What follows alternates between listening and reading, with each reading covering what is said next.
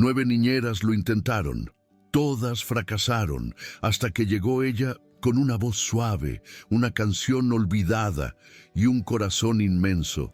Hola mis amigas y amigos, antes de comenzar esta sorprendente historia, dejen en los comentarios desde dónde están viendo, ¿vale? Y recuerden dar like y suscribirse al canal. El silencio en la imponente casa del barrio de Lo Curro, en Santiago, era una entidad propia, una presencia densa y fría que se infiltraba en cada rincón, cada objeto de diseño minimalista, cada rayo de luz que atravesaba los inmensos ventanales que se abrían a una vista espectacular de la ciudad y la majestuosa cordillera de los Andes. Era un silencio que no traía paz, sino que reflejaba la ausencia, el duelo, la vida que una vez latió allí con risas y música y que ahora era solo un recuerdo lejano, doloroso y polvoriento. En el centro de este mausoleo de lujo y tristeza vivía Valentín Romero. A sus 39 años, era uno de los arquitectos más visionarios y célebres de 1900. Latinoamérica, director ejecutivo de Romero Arquitectos, una empresa que construyó rascacielos que transformaron los horizontes de las grandes ciudades, pero que, paradójicamente, fue incapaz de reconstruir los cimientos de su propia casa devastada. Desde que perdió a su esposa, la vibrante y querida Sofía, en un parto complicado que, por un cruel giro del destino, trajo al mundo a su único hijo, Tomás, 2 largos y áridos años antes, Valentín se había convertido en una versión más fría, práctica e infinitamente más distante de sí mismo. El dolor abrumador de la pérdida, un dolor que se negaba a procesar, se había transformado hábilmente en una armadura de trabajo obsesivo, de una metodología incansable y de una obstinada negativa a sentir nada que pudiera de nuevo exponer su vulnerabilidad.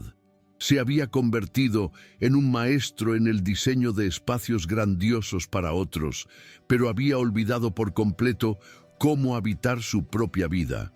Cómo respirar sin sentir el peso de la ausencia en sus pulmones. La única pieza viva y palpitante que no encajaba en su rutina perfectamente controlada y aséptica era Tomás, su hijo de 6 años. Un niño de ojos grandes y expresivos, con una sensibilidad que lo hacía a la vez brillante y frágil. Diagnosticado con un grado moderado de autismo, Tomás vivía en su propio universo, un mundo de rituales, texturas y silencios que muy pocos podían descifrar o respetar. Desde la muerte de su madre, la única persona que parecía comprender la compleja melodía de su alma, el sueño del niño, se había convertido en un campo de batalla nocturno, una tortura para él y su padre. Sufría de insomnio severo, crisis de hiperactividad que lo hacían correr por la casa de madrugada y miedos nocturnos que no podía nombrar, pero que lo hacían llorar durante horas en la oscuridad de su habitación. Un llanto agudo y desolado que resonaba por la silenciosa mansión, amplificando el dolor y la impotencia de Valentín. El padre, con todo su ingenio para resolver complejos problemas de ingeniería y diseño, se sentía un completo fracaso ante el dolor de su propio hijo. Lo había intentado todo: los mejores terapeutas ocupacionales, los especialistas más reconocidos en sueño infantil, los neurólogos más caros. Y, en un plano más práctico, una sucesión de 9 niñeras, todas competentes con currículums impecables, pero que invariablemente no lograban crear ni el más mínimo y superficial vínculo con el niño y renunciaban tras unas semanas agotadoras, abrumadas por la frustración y su incapacidad para lidiar con la complejidad del niño y la frialdad del jefe. La casa de los Romero era un carrusel de rostros desconocidos que solo aumentaba la ansiedad e inseguridad de Tomás, profundizando el abismo de soledad e incomprensión que envolvía a padre e hijo. 2 desconocidos que compartían el mismo techo lujoso, pero no la misma casa. Mientras tanto, en el colorido y vibrante barrio obrero de Quinta Normal, al otro lado de la vasta y desigual ciudad de Santiago. La vida de Julieta Díaz se desarrollaba en un tono mucho más modesto, pero no menos desafiante. A sus 24 años, Julieta era una talentosa y apasionada estudiante de arquitectura, cuyos sueños se posponían constantemente y se ponían a prueba por la dura realidad de sus finanzas y responsabilidades familiares. Vivía en un apartamento pequeño pero acogedor y bien cuidado con su madre, una costurera de manos talentosas y salud frágil, y luchaba con una rutina agotadora para pagar la matrícula de la universidad privada donde estudiaba con una beca parcial, trabajando como niñera en su tiempo libre. Julieta poseía una dulzura y una sensibilidad que parecían contrastar con la crudeza del mundo que la rodeaba. Poseía un talento natural para la música, una voz suave y melodiosa, capaz de apaciguar incluso los corazones más afligidos, y sobre todo, una excepcional y valiosa habilidad para crear ambientes de calma, seguridad y bienvenida. No solo con objetos y la organización del espacio, sino con su propia presencia serena. Entendía, como pocas, el lenguaje silencioso de los espacios y las almas, cómo la luz, el sonido, los colores y el cariño podían transformar una simple habitación en un verdadero refugio, un santuario de paz. Fue a través de una agencia de empleo y con la entusiasta recomendación de un antiguo empleador que elogió su paciencia angelical y su increíble capacidad para conectar con los niños, que la llamaron para la entrevista más improbable, más intimidante y, como el destino demostraría, más desafiante de su vida, la de la 10ª candidata a niñera del hijo del inaccesible, enigmático y temido arquitecto Valentín Romero. La entrevista fue tan fría, impersonal y carente de calidez humana como Julieta podría haber imaginado en sus peores pesadillas. Quizás incluso más. La mansión en Locurro, enclavada en las colinas con una vista espectacular de la ciudad, era de una belleza deslumbrante, una obra maestra de la arquitectura moderna, pero con una frialdad que le provocó escalofríos. Valentín la recibió en su despacho privado, un espacio que parecía más la sala de juntas de un banco de inversión de Zúrich que la habitación de una casa donde vivía un niño de 6 años. Apenas levantó la vista del proyecto en el que trabajaba en su enorme escritorio de cristal. La expresión de su rostro era de aburrimiento e impaciencia que la hizo sentir pequeña, inadecuada, casi como una intrusa. «Señorita Díaz», dijo, finalmente con voz baja y monótona, sin rastro alguno de compasión ni curiosidad, «seré directo, porque, como puede imaginar, no tengo tiempo que perder y, francamente, mi paciencia con este tema se agotó hace tiempo. Mi hijo, como seguramente le habrá informado la agencia, es complicado, extremadamente complicado. Ningún profesional hasta la fecha, y he contratado al mejor, ha sido capaz de tratar sus problemas de sueño ni de establecer ningún tipo de conexión con él. La psicóloga de la agencia, en su evaluación, insiste en que usted tiene una sensibilidad especial y una inteligencia emocional superior a la media. Sinceramente, no sé qué significa eso en la práctica y dudo que sirva de algo. Pero como ya estoy en el fondo, estoy dispuesto a intentarlo todo. La propuesta, por lo tanto, es muy simple y muy clara». Finalmente la miró, y sus ojos azules, de un tono grisáceo y gélido como el invierno patagónico, la hicieron estremecer. «Si logras que mi hijo duerma una sola noche, tranquilo, sin gritos, sin llantos, sin berrinches, el trabajo es tuyo, con el salario estipulado por la agencia, más una bonificación por rendimiento. Si no puedes, ni siquiera tienes que volver al día siguiente. Solo te pido que dejes la llave con la empleada doméstica al salir. ¿Entendemos?» Julieta sintió un nudo en la garganta. Su arrogancia era casi palpable, un muro de desprecio. Pero entonces miró una fotografía en su escritorio, la única nota de color y calidez en todo ese ambiente estéril, la imagen de un niño pequeño, con ojos enormes y profunda tristeza, y su corazón se llenó de una compasión abrumadora, una compasión que superó su miedo y humillación. «No puedo prometer nada, señor Romero», respondió con una voz sorprendentemente firme, con una leve e inesperada sonrisa de desafío en sus labios. «Los niños no son máquinas rotas que se puedan arreglar con una promesa o un contrato de cumplimiento. Son almas que necesitan ser comprendidas. Pero puedo intentarlo, con todo mi corazón y con toda mi paciencia». Su respuesta, tan distinta de la sumisión asustada o la confianza vacía y excesiva de los candidatos anteriores, pareció, por un breve y fugaz instante, romper su caparazón de indiferencia.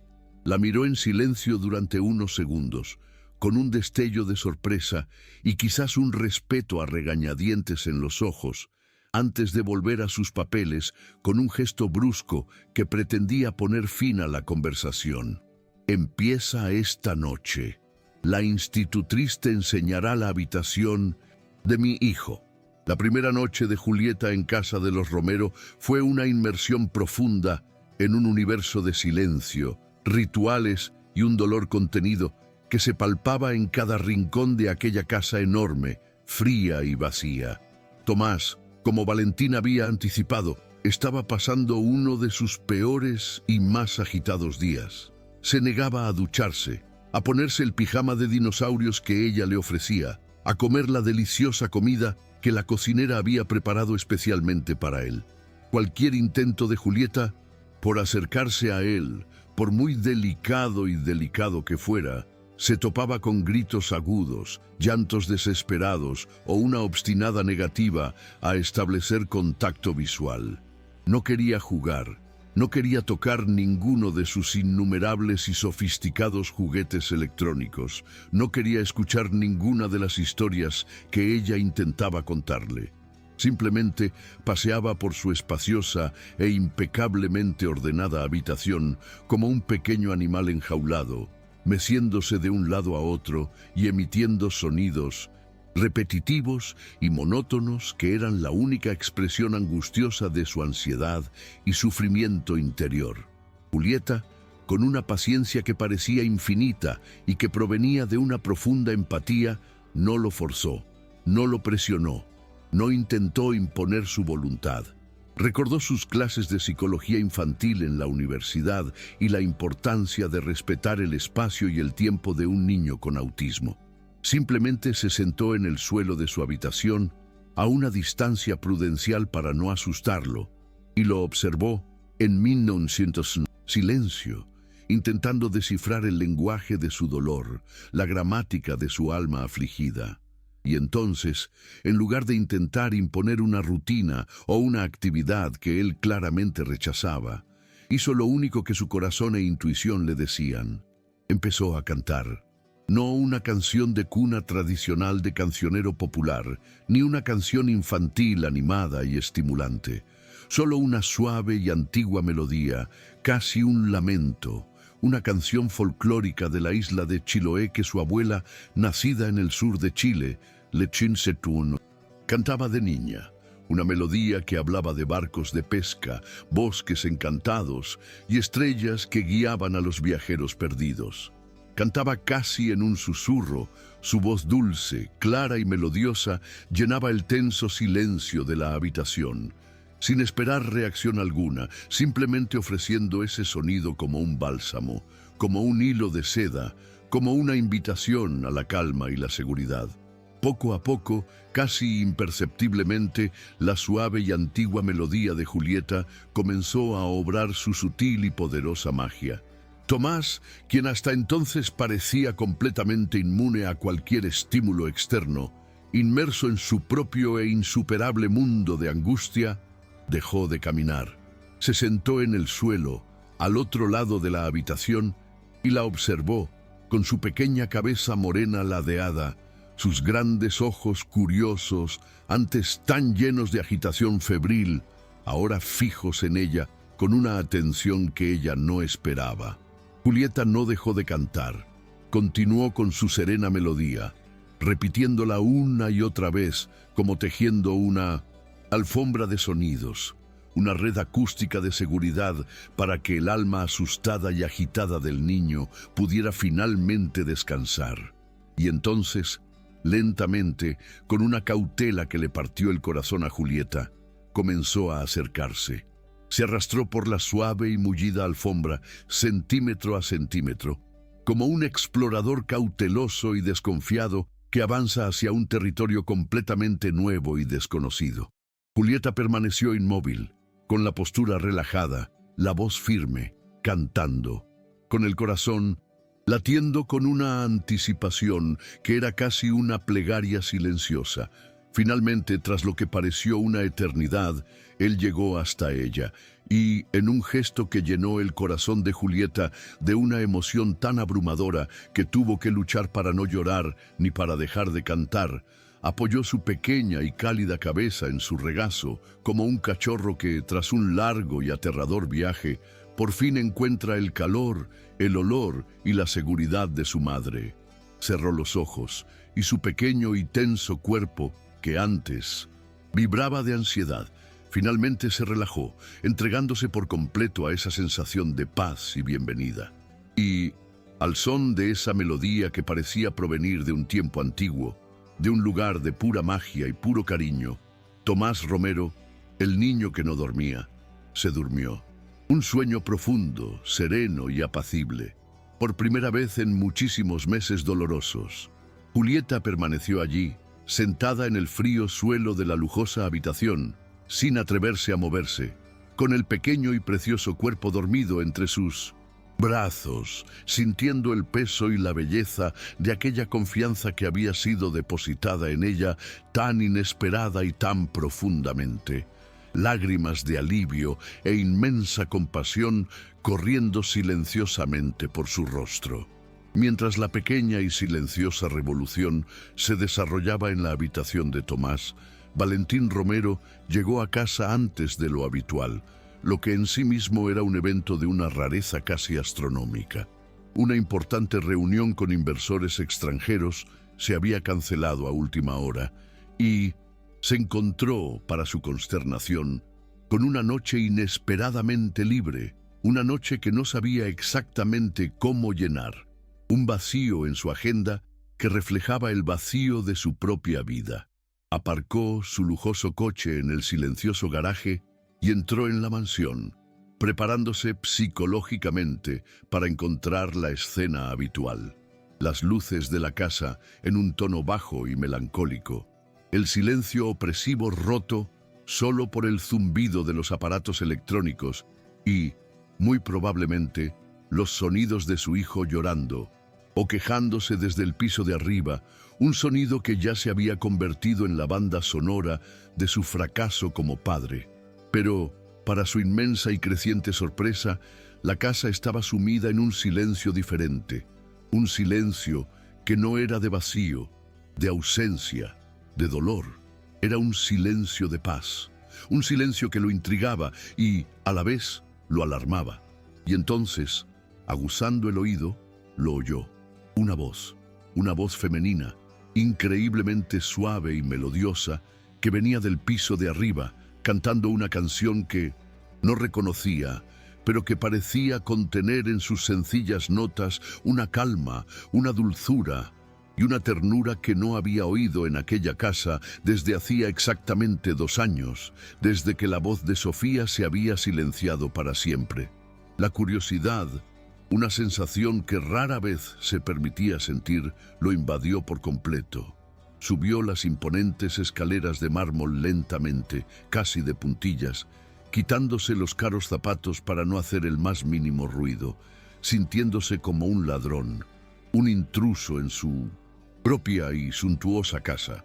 La voz lo guió, como el hilo de Ariadna en un laberinto de soledad, hasta el pasillo que conducía a la habitación de Tomás, cuya puerta estaba entreabierta, y la escena que vio a través de esa grieta lo detuvo de golpe, con el corazón dando un vuelco, una mezcla de sorpresa, incredulidad y una emoción que no sabía cómo definir. Allí, sentada en el suelo, apoyada en la cama del niño, con la suave luz de una lámpara de dinosaurio iluminando su rostro sereno y concentrado, estaba ella, la nueva niñera, la 10ª Julieta, y en sus brazos, durmiendo como un ángel, con el rostro sereno, la respiración suave y profunda, una leve sonrisa en los labios, estaba su hijo, Tomás.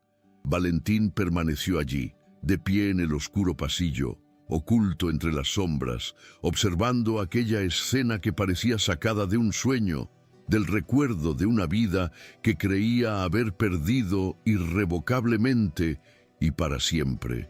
Vio la suave caricia de la mano de Julieta, con un ritmo lento y constante, en el cabello oscuro y liso de su hijo, el cariño y la concentración en su mirada mientras tarareaba la suave y antigua melodía, incluso con el niño ya profundamente dormido.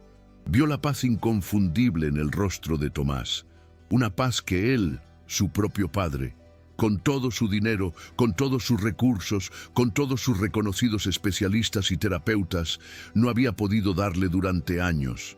Y entonces, algo dentro de él, algo que había estado encerrado, congelado, petrificado durante 2 largos, dolorosos y áridos años, comenzó a romperse, a resquebrajarse, a desmoronarse. Una oleada de emociones abrumadoras, una compleja y vertiginosa mezcla de inmenso alivio, profunda gratitud, tristeza punzante por su propia incapacidad y una culpa aplastante, lo invadió con una fuerza que lo dejó completamente sin aliento, como si se ahogara en sus propios sentimientos reprimidos. Se apoyó en la fría pared del pasillo para no desplomarse allí mismo, y, sin poder controlarlo, sin siquiera intentar luchar contra ello, las lágrimas que se había negado a llorar por la muerte de su amada Sofía, las lágrimas que se había tragado en nombre de la fuerza, la racionalidad y el control, comenzaron a correr por su rostro en un torrente silencioso, amargo y de alguna manera purificador.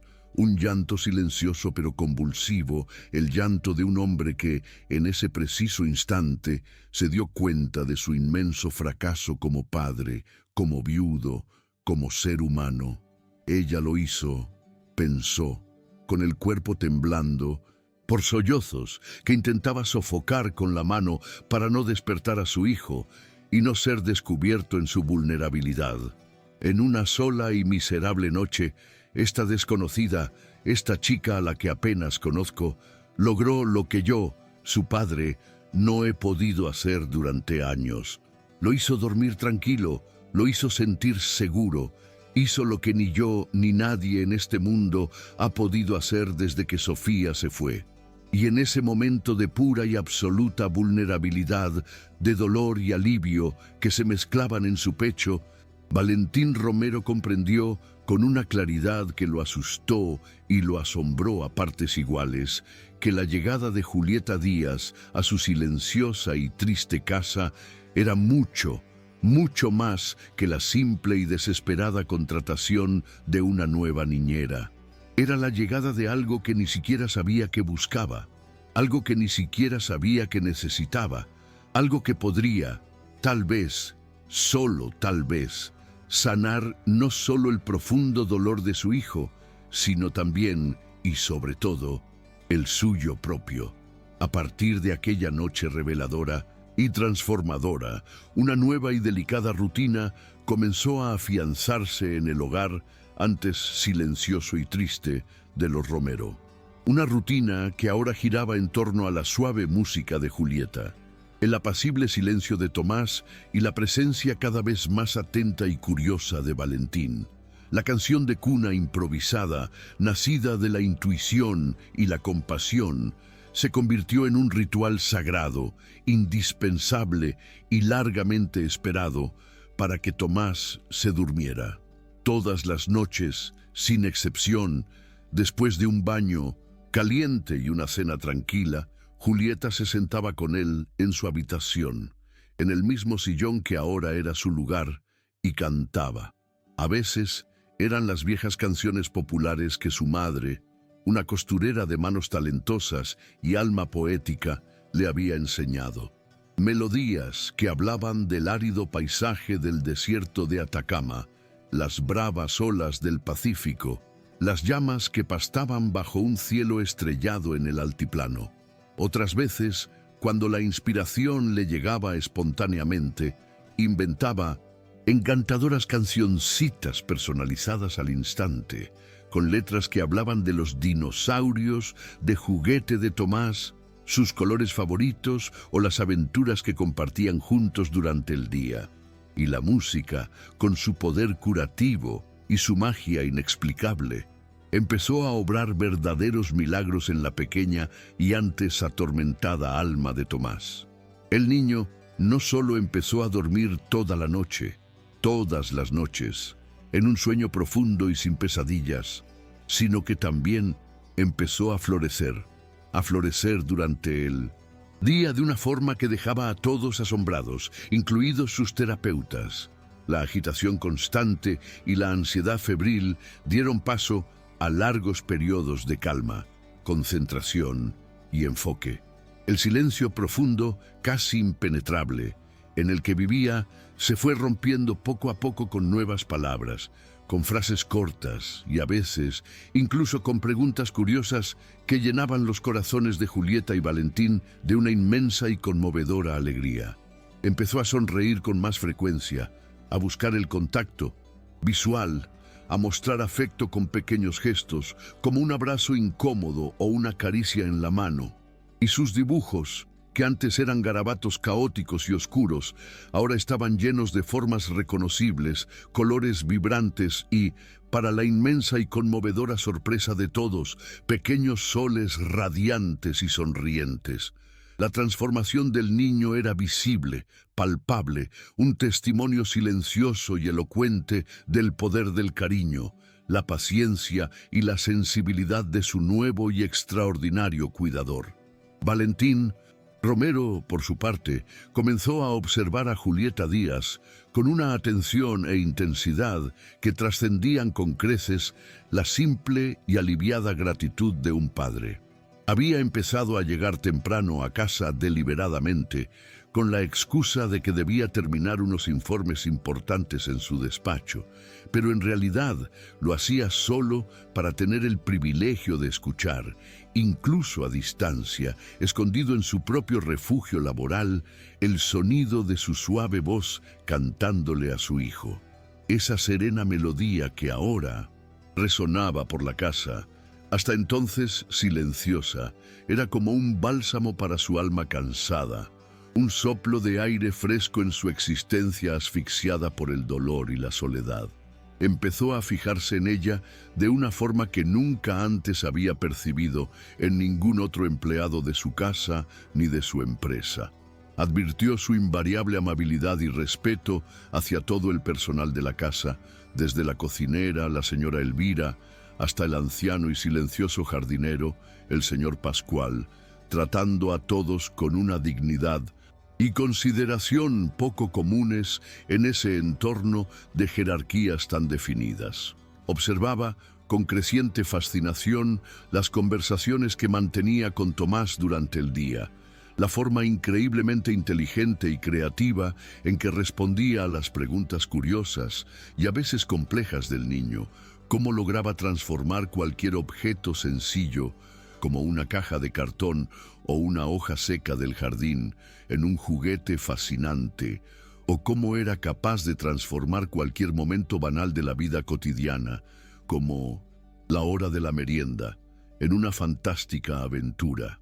Y veía, con una admiración que rozaba el asombro, la brillante inteligencia que brillaba en sus ojos, una inteligencia que no era la inteligencia académica, formal y pretenciosa que él solía encontrar en su círculo social, sino una inteligencia intuitiva, emocional y profundamente humana que conectaba con lo esencial de la vida. ¿Tienes formación en pedagogía o educación infantil, Julieta? O quizás en psicología, quién sabe. Le preguntó una tarde, genuinamente curioso e intrigado por el origen de sus habilidades únicas y eficaces. Ella lo miró, sorprendida por la pregunta, y sonrió con la timidez que aún la caracterizaba cuando él se acercaba. No, señor Romero, nada. De hecho, estoy en tercer año de arquitectura en la universidad. Su respuesta lo dejó completamente perplejo, como si el suelo se hubiera abierto bajo sus pies. ¿Arquitectura?, repitió, con la incredulidad patente en su voz, intentando atar cabos. Pero, ¿qué tiene que ver la arquitectura con todo esto que hace con mi hijo, con su capacidad para calmarlo, para comprenderlo? Ella lo miró y por primera vez, él vio en sus ojos un destello de pasión que no era solo compasión por el niño, sino un sueño profesional, una vocación. Todo, señor Romero, absolutamente todo. Para mí, la arquitectura no se trata solo de construir edificios, de levantar muros, de calcular estructuras. Se trata de crear espacios. Y me encanta, más que nada en esta vida, la idea de poder crear espacios que acojan a las personas, que las hagan sentir seguras, acogidas, en paz, como la habitación de un niño, por ejemplo, o un hogar. La revelación de que Julieta era estudiante de arquitectura, y especialmente la forma apasionada y poética en que describía su visión de la profesión, despertó en Valentín Romero una nueva y poderosa chispa de interés, una conexión que no había sentido con nadie en mucho tiempo. Él, uno de los arquitectos más reconocidos y pragmáticos del país, famoso por sus diseños audaces, funcionales y a veces fríos, sintió de repente una profunda conexión con esta joven a un nivel que trascendía con creces la relación formal entre empleador y empleado, o la de un padre agradecido y una niñera competente. Vio en ella no solo a una cuidadora talentosa, sino a una potencial colega profesional, un alma que compartía, aunque de una manera diferente, más intuitiva y quizás más pura, la misma pasión que una vez, mucho antes del éxito y el dolor, lo impulsó a elegir ese camino. Y en un impulso que mezclaba genuina curiosidad profesional con un deseo creciente y casi incontrolable de acercarse a ella a un nivel más personal e íntimo, la invitó de forma completamente inesperada. «Julieta», dijo, con la voz repentinamente más seria, más comprometida, «estoy trabajando en un proyecto nuevo y muy desafiante. Se trata de un centro cultural comunitario en un barrio popular aquí en Santiago. Un proyecto pro bono que mi empresa está desarrollando y me gustaría mucho que lo visitaras conmigo mañana. Me gustaría escuchar tus ideas, conocer tu perspectiva sobre cómo podemos crear un espacio que sea, como tú misma lo expresaste tan brillantemente, un verdadero y acogedor abrazo para la comunidad». Julieta se quedó momentáneamente sin palabras, con el corazón latiendo desbocado de sorpresa y emoción ante esta propuesta. Una invitación del gran e inaccesible Valentín Romero para visitar uno de sus proyectos, para dar su opinión profesional. Era algo que nunca, ni en sus sueños más locos, podría haber imaginado. Me encantaría, señor Romero. «Sería un gran honor para mí», respondió, con la voz entrecortada por una emoción que apenas podía contener. Y al día siguiente se encontró parada junto a él en medio de una polvorienta obra en construcción, usando un casco que era un poco grande para ella, pero sintiéndose por primera vez en su vida exactamente donde se suponía que debía estar, parte de un mundo al que había soñado pertenecer, un mundo donde finalmente podría comenzar a construir espacios que abrazaran a la gente. La visita a la obra del futuro centro cultural fue una experiencia profundamente transformadora y reveladora para ambos. Julieta Sintiéndose finalmente en su elemento, observó cada detalle del proyecto en curso con una mirada a la vez técnicamente refinada y profundamente humana. No se limitó a analizar los planos y modelos tridimensionales con la serenidad de un técnico.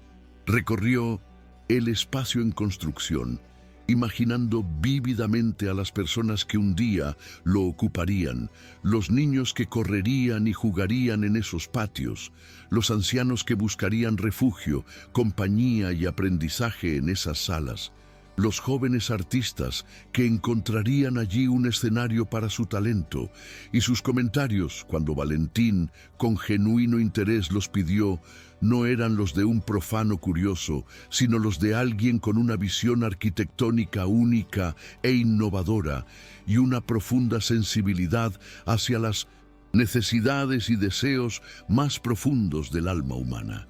La altura del techo de esta sala principal es absolutamente impresionante, Valentín, dijo, usando su nombre de pila por primera vez, con tanta naturalidad y sencillez que ninguno de los dos pareció notar el cambio. La monumentalidad del espacio transmite una sensación de importancia, lo cual es genial para un centro cultural. Pero la iluminación, toda artificial, resulta un poco fría, demasiado institucional. Quizás unas claraboyas, estratégicamente ubicadas, podrían aportar más luz natural, más vida y una mayor sensación de bienvenida, de conexión con el cielo, con el exterior. Y continuó, señalando una amplia zona exterior que en el diseño original estaba destinada a ser simplemente un patio de cemento pulido, y esta zona, en lugar de solo hormigón, que en el verano santiaguero se convertirá en un horno, ¿por qué no crear un pequeño y exuberante jardín sensorial?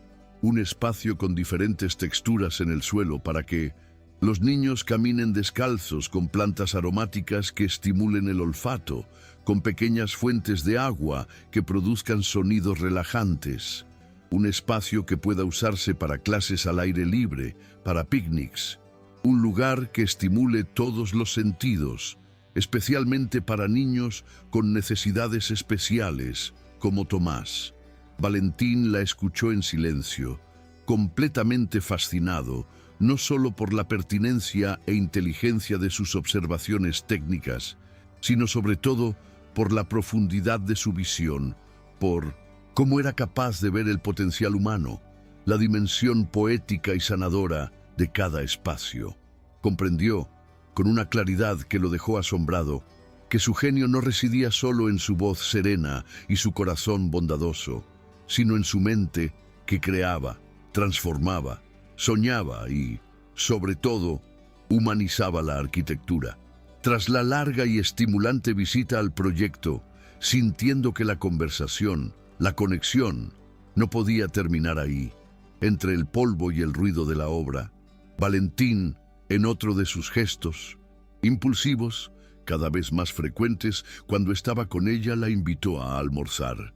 Y para inmensa y radiante sorpresa de Julieta y para la contagiosa alegría de Tomás, insistió en que el chico, que se había quedado en casa con la criada, los acompañara. El almuerzo tuvo lugar en un pequeño y encantador restaurante de barrio. Un lugar sencillo y sin pretensiones, con manteles a cuadros, paredes decoradas con antiguas fotografías de Santiago y un delicioso aroma a comida casera en el aire. El tipo de lugar al que Valentín, en su vida de sofisticación y restaurantes con estrellas Michelin, no había ido en muchísimos años. Y fue un momento mágico, un momento de una normalidad tan perfecta que parecía casi irreal. Por primera vez, no eran el jefe y la criada, ni el renombrado arquitecto y el estudiante de arquitectura. Eran solo 3 personas, una familia pequeña e improbable, compartiendo una comida, una conversación animada, una tarde agradable y soleada. Rieron juntos de las divertidas historias que Tomás contaba sobre sus compañeros de escuela. Compartieron felices una generosa porción de un delicioso flan casero con dulce de leche. Y en cierto momento, el niño, sintiéndose completamente seguro, querido y feliz, apoyó su cabeza cansada en el hombro de Julieta y con una sonrisa serena y satisfecha en los labios, se quedó dormido, arrullado por el suave sonido de la risa y la conversación de los adultos. Valentín observó la escena, su hijo durmiendo plácidamente en el hombro de la mujer que se había convertido en su refugio seguro, y sintió que su corazón se desbordaba con una emoción tan intensa, tan abrumadora, que no sabía cómo nombrarla.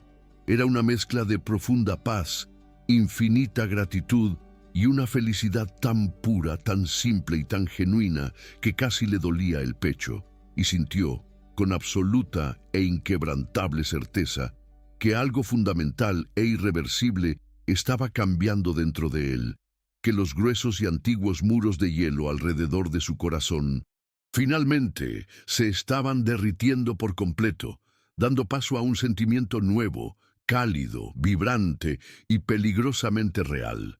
La cercanía entre Valentín y Julieta, alimentada ahora no solo por la admiración mutua y una creciente complicidad, sino también por momentos de genuina alegría e intimidad familiar compartida, comenzó a profundizarse de una manera que inevitablemente los condujo, paso a paso, a un territorio emocional más íntimo y complejo.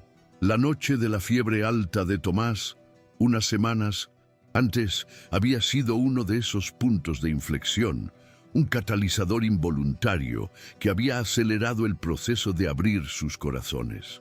La dedicación incansable y casi sobrehumana de Julieta durante las largas y agonizantes 18 horas en las que había cuidado al niño, sin cerrar los ojos un solo instante, sin quejarse de su cansancio, impulsada únicamente por un amor y una compasión que parecían inagotables, había dejado a Valentín profundamente conmovido y con un sentimiento de deuda y gratitud que no sabía cómo expresar.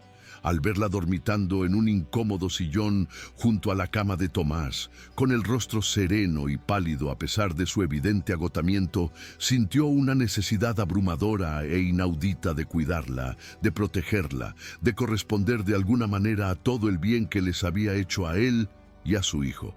El gesto de cubrirla con la manta, aunque simple y casi instintivo, había sido para él un acto de ternura y cariño que no recordaba haber mostrado a nadie, salvo a su difunta esposa.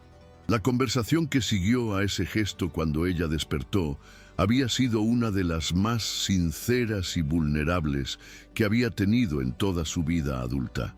Julieta, yo quería decirte algo que quizá debería haberte dicho hace mucho tiempo. Había comenzado, con la voz ronca por la emoción contenida y las pocas horas de sueño.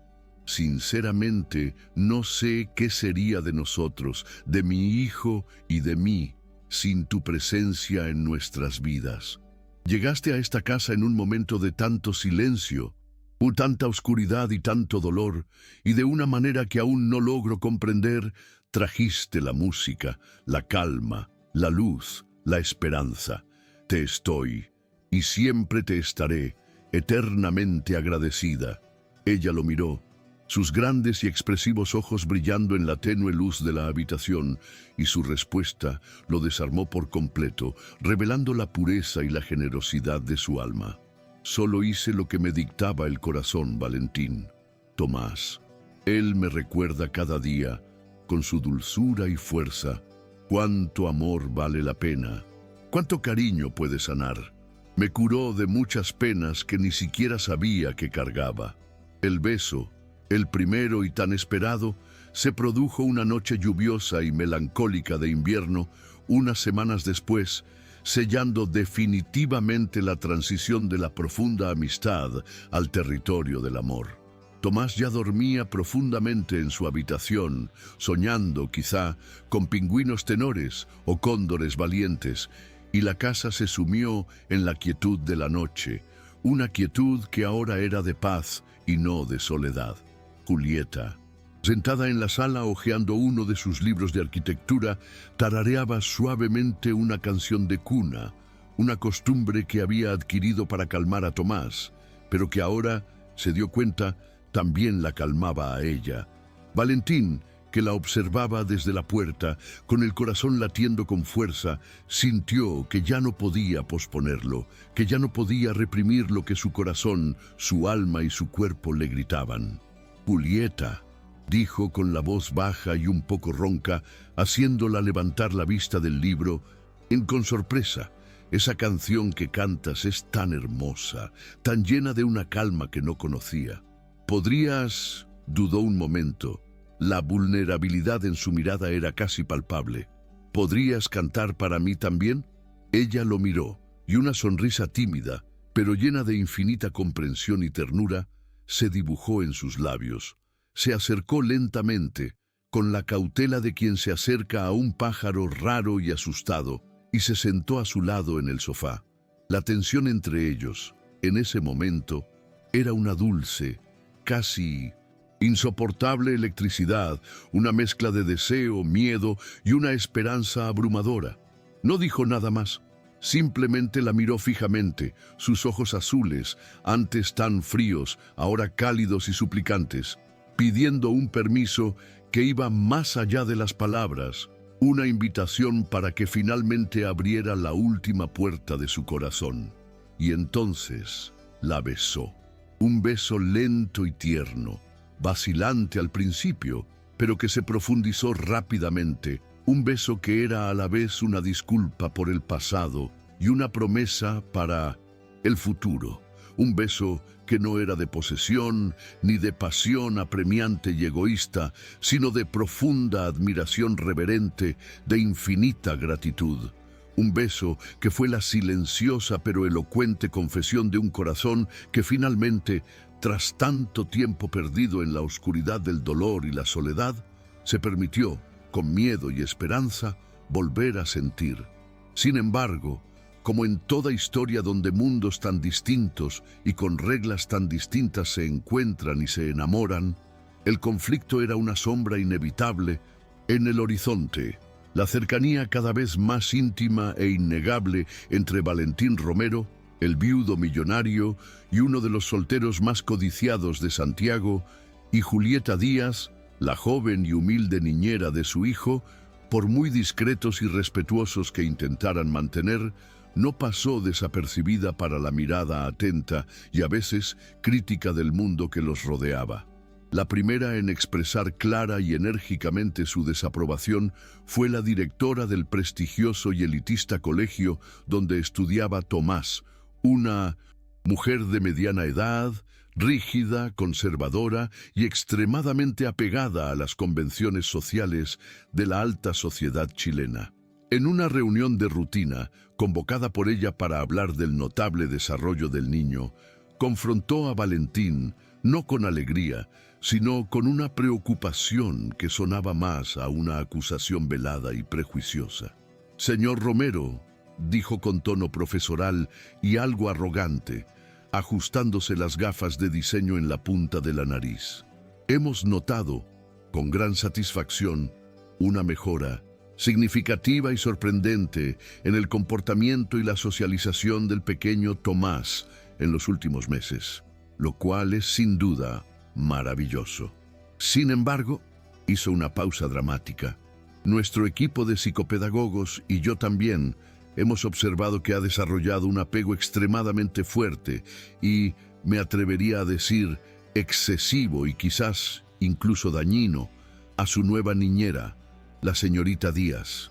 Una dependencia emocional tan intensa de una figura no familiar puede generar, en la cabecita de un niño con pinta síntese, las particularidades de Tomás, cierta confusión de roles y, a la larga, esto puede no ser saludable ni beneficioso para su desarrollo emocional y su capacidad de vincularse con otras personas en el futuro». Valentín la escuchaba con una calma glacial, tamborileando con impaciencia sobre el escritorio de caoba de su sala de estar, mientras la ira le subía lentamente al pecho como una marea. «Con el debido respeto a su cargo, señora directora», respondió con una voz peligrosamente tranquila y baja que la hizo encogerse ligeramente en su silla, La confusión para mí sería arrebatarle a mi hijo a la única persona que, en los 2 últimos años de su corta y ya tan dolorosa vida, lo hizo florecer, lo hizo sonreír con la mirada, lo hizo sentir seguro, comprendido y amado incondicionalmente. Usted lo llama apego excesivo. Yo, con su permiso, lo llamo cura. Y le aseguro que no interferiré, de ninguna manera, en este proceso milagroso por teorías psicológicas obsoletas ni por un claro y lamentable prejuicio social. A pesar de la vehemente y apasionada defensa de Valentín y de su negativa a escuchar las sugerencias del director, sus palabras, como semillas venenosas, plantaron una nueva y dolorosa semilla de duda y miedo en el ya inseguro corazón de Julieta. Ella, que ya lidiaba a diario con sus profundas inseguridades respecto a esa relación improbable y su posición en esa casa, comenzó a preguntarse si su presencia, su amor, no estaría, de alguna manera, aunque fuera involuntariamente, dañando al pequeño Tomás, el niño al que amaba como si fuera su propio hijo. La idea de estar causando algún tipo de turbulencia emocional o dependencia dañina en la vida de ese niño frágil y especial la consumía con una culpa abrumadora. Y en un acto de altruismo y de un amor que ella, en su inseguridad, creía protector y necesario, decidió que necesitaba alejarse, que necesitaba salir de sus vidas antes de que el vínculo se fortaleciera aún más y la eventual y para ella inevitable separación fuera aún más dolorosa para el niño. Valentín, le dijo esa misma noche, con la voz entrecortada por el dolor de la decisión tomada, usando deliberadamente el nombre más formal que no había usado con él en meses, lo cual ya revelaba la distancia que quería y necesitaba imponer. He estado pensando mucho en lo que dijo la directora del colegio de Tomás, y, aunque me duela admitirlo, creo que tiene razón. No quiero ser una interferencia negativa en la vida de Tomás, ni en la tuya.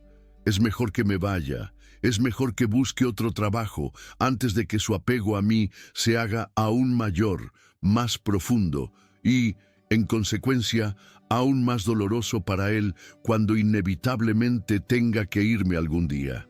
Valentín la agarró de los brazos con desesperación e incredulidad en la mirada. ¿Irme? ¿Estás loca, Julieta? No te vas a ninguna parte, no te entrometiste en nada. Al contrario, nos salvaste a ambos, nos rescataste de un abismo de soledad y tristeza. Y no quiero, me niego a siquiera imaginar un mundo, una vida, un hogar, donde ya no le cantes a mi hijo, donde ya no me sonrías. Pero su miedo, en ese momento, el miedo de causarle dolor a ese chico al que amaba más que a sí misma, era más grande, más fuerte y más paralizante que cualquier lógica, que cualquier súplica, que cualquier promesa de amor que él pudiera hacerle. El punto de quiebre definitivo, el acontecimiento que puso a prueba todos sus sentimientos, todos sus miedos y todas sus decisiones, ocurrió de forma dramática, aterradora y en última instancia liberadora.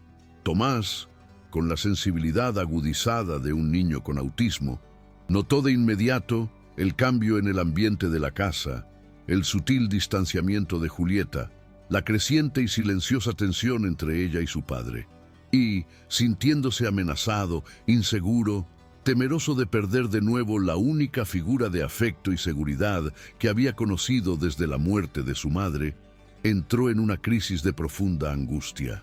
En un momento de distracción, por parte de una de las maestras en el patio del colegio durante el recreo, hizo algo que nunca antes había hecho: huir. Simplemente desapareció por las puertas del colegio, buscando, en su desesperación infantil, el único refugio seguro que su mente podía concebir: Julieta. La noticia de la fuga de Tomás cayó sobre Valentín como una bomba atómica. El pánico, la culpa y el miedo lo paralizaron por completo. Llamaron a la policía de inmediato. Comenzó la búsqueda, y cada minuto que pasaba sin Noticias del niño era una tortura indescriptible para el desesperado padre, que se culpaba amargamente por no haber comprendido la profundidad del sufrimiento de su hijo.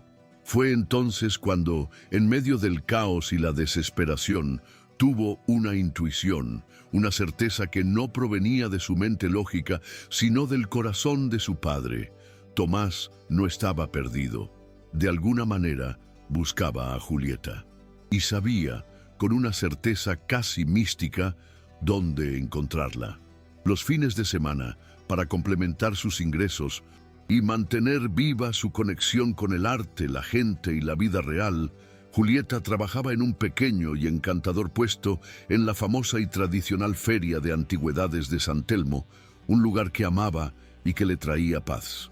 Valentín conducía hasta allí como un loco, con el corazón en un puño, rezando para que su intuición acertara. Y al llegar, entre la multitud de turistas y lugareños, se encontró con la escena que tanto temía y a la vez tanto anhelaba ver. Julieta, de rodillas en medio de la calle adoquinada, abrazando a un Tomás que lloraba convulsivamente, mientras los demás vendedores, sus amigos, formaban un círculo protector y silencioso a su alrededor, como si protegieran un tesoro. Sabía que me encontrarías, Isa. Te busqué, pero me perdí. Y sabía que me encontrarías, sollozó el niño, con la carita hundida en su cuello, aferrándose a ella como si su vida dependiera de ese abrazo. Valentín se acercó lentamente, con el corazón roto por el dolor de su hijo, y al mismo tiempo rebosante de una gratitud y un amor por Julieta que apenas podía contener. La emoción le ahogaba la voz, las lágrimas le nublaban la vista. Se arrodilló frente a ellos, frente a todos aquellos desconocidos que presenciaban su momento de mayor vulnerabilidad, y la mirada que intercambió con Julieta fue de desesperación, de súplica y de un amor que trascendía cualquier palabra, cualquier barrera, cualquier miedo. Julieta, dijo con la voz ronca, las lágrimas corriendo por su rostro sin intentar contenerlas. Este chico te necesita, necesita tu amor, tu calma, tu música, tu presencia. Necesita que seas feliz, que estés completa. Y yo, hizo una pausa, tragándose el orgullo, el miedo, la vacilación y abriendo su alma como nunca.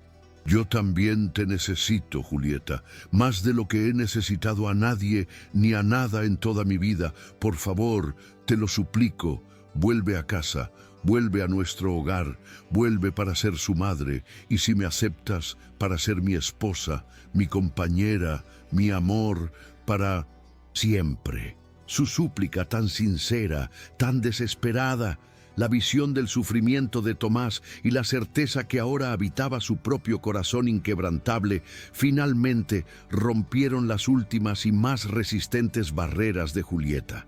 Supo, en ese momento, con una claridad a la vez dolorosa y liberadora, que su lugar estaba allí, junto a esas dos almas que la vida, de una manera tan tortuosa, improbable y hermosa, le había dado para cuidar, sanar y amar. El regreso de Julieta a la imponente casa de Curro no fue en absoluto el de una empleada que regresa a su trabajo tras un desacuerdo. Fue el de un familiar que regresa a su hogar para no volver a irse. Desde aquel día de su emotivo reencuentro en San Telmo, las últimas y más resistentes barreras entre ellos se derrumbaron para siempre. Ya no había jefe ni criada, ya no había miedo, ya no había inseguridad, ya no había dudas.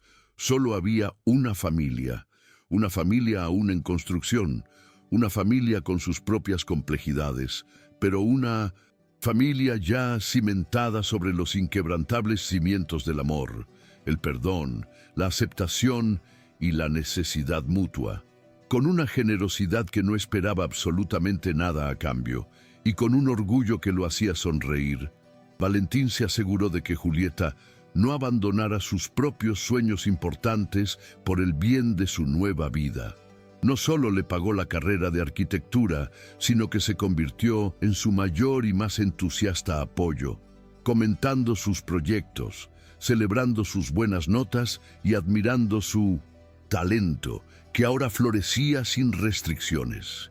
Y la rutina de la casa, antes marcada por un silencio opresivo y protocolos rígidos, ahora se llenaba de los pequeños pero inmensamente significativos rituales de una vida familiar genuinamente feliz. 3 cepillos de dientes en el baño, los coloridos y vibrantes dibujos de Tomás pegados con imanes a la puerta del refrigerador de acero cepillado de última generación. Besos robados en el balcón al atardecer, con la cordillera como testigo. Y canciones de cuna susurradas en la penumbra, no solo para el niño que ahora dormía plácidamente, sino también para el hombre que, a su lado, volvía a aprender cada día a soñar y a amar. 2 años después de aquel día de su último reencuentro en plena feria de antigüedades de San Telmo, sus vidas habían cambiado de una forma que, para quienes los conocieron de antes, parecía un auténtico y conmovedor milagro.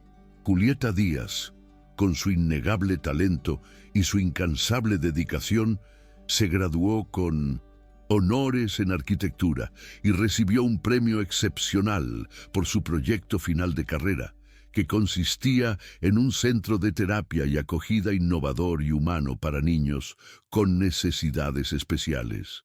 Un proyecto que ella y Valentín, ahora compañeros no solo en la vida, sino también en los ideales, planeaban construir juntos a través de su recién creada Fundación de Apoyo a la Infancia.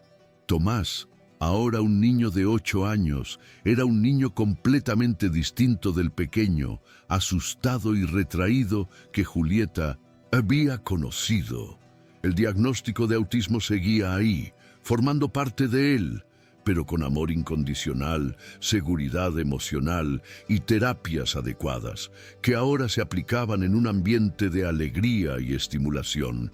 Se había convertido en un niño comunicativo, cariñoso, extremadamente inteligente y con un sorprendente sentido del humor. Ahora podía dormir solo en su habitación, sin miedos nocturnos ni insomnio, pero a veces, en las noches de lluvia, o cuando extrañaba a la madre que había conocido, a través de cuentos y fotografías, aún aparecía en la puerta de la habitación de Valentín y Julieta y preguntaba, con su dulce vocecita y una sonrisa pícara, ¿puedes cantarme un poquito, mamá? Y Julieta, que ahora era su madre en todo el sentido de la palabra, la madre de su corazón, cantaba. Y Valentín, sentado en el borde de la cama, con un brazo sobre sus hombros y el otro agarrando la mano de su hijo, observaba la escena, con el corazón rebosante de serena felicidad e infinita gratitud. La sonrisa que Julieta le había enseñado a sonreír de nuevo, siempre, siempre presente en sus labios. En una cálida noche de verano, en el amplio y acogedor porche de aquella misma casa que antaño había sido un mausoleo de tristeza y duelo, mientras contemplaban las luces de Santiago centellear a lo lejos como un reflejo de las estrellas en el cielo, Valentín abrazó a Julieta por detrás, apoyando suavemente la barbilla en su hombro en un gesto de consuelo, de complicidad y de un amor que ya no necesitaba palabras para expresarse. «Sabes, mi amor», le susurró al oído con la voz ronca por la emoción. «A veces todavía me sorprendo pensando en cómo empezó todo, en el hombre roto, vacío y perdido que era, en el niño asustado y solitario que era mi hijo. Y veo, con una claridad que me conmueve, que tú, con tu silenciosa llegada, con tu paciencia angelical y con tu inmensa fuerza, no solo reconstruiste a mi hijo, que se perdía en su propio mundo.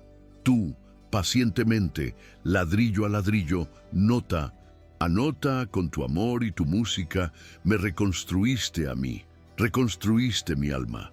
Se giró hacia él, con los ojos brillantes de lágrimas de amor y una felicidad que parecía invadir su pecho, y le acarició el rostro con las yemas de los dedos, un gesto que para él era el más puro sinónimo de paz. Y tú, mi amor, respondió con la voz suave como la brisa nocturna, un sonido que para él era la canción más hermosa de todas. Me enseñaste la lección más importante y hermosa de todas. Me enseñaste que incluso los sueños que parecen más difíciles, más lejanos, más imposibles de alcanzar, pueden, algún día, encontrar un verdadero hogar donde vivir. Un hogar seguro, un hogar feliz, como este, como nosotros. Y bajo la mirada cómplice de las estrellas y la majestuosa cordillera de los Andes, su canción de amor, que había comenzado como un susurro tímido y casi desesperado en la habitación de un niño, reanudó su canción, más fuerte, más hermosa y más infinita que nunca, resonando en la noche y en la eternidad,